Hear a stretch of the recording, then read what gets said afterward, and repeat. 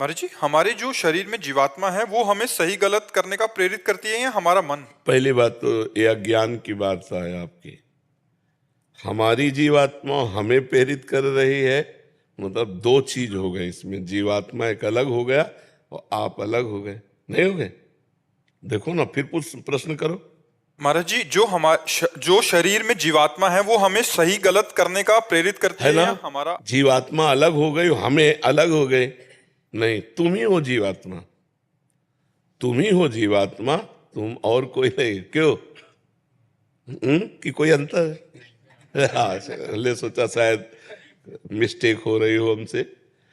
जीवात्मा आप ही है ना, तो अब आपको गलत सही का निर्णय आप ही दे रहे हैं, कोई और दे रहा है क्या?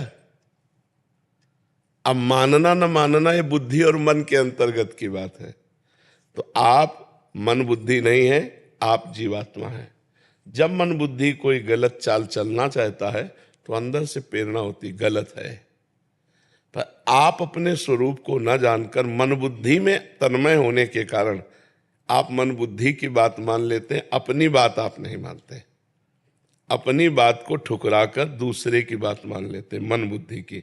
इसीलिए जेल भरी पड़ी है, इसीलिए नरक जाना पड़ता है, इसीलिए दुर्गति होती है। यदि आप अपनी बात मान लें और मन की बात ना माने तो किसी से पूछने की जरूरत नहीं, आप ब्रह्मज्ञानी हो जाएंगे, आप भगवत स्वरूप में स्थित हो जाएंगे।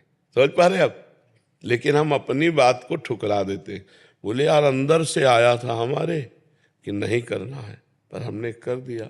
तो अंदर से जो आया था वो आपकी बात थी, बाहर से जो कह रहा है कि मुझे यही करना, ये मन की बात है। मना खष्टान इंद्रियाणि प्रकृति स्थान कर सती।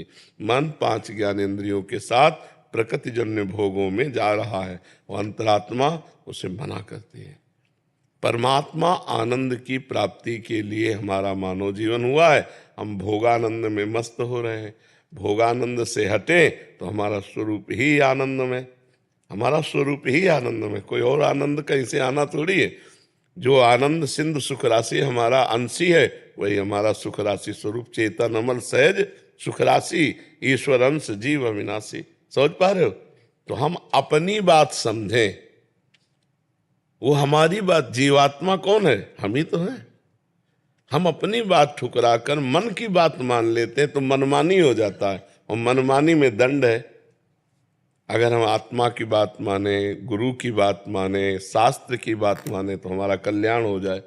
पर हम मन की बात मान लेते हो, मन फंसा रहा है 5 इंद्रियों के साथ भोगों में, तो हमसे गलती हो जाती है।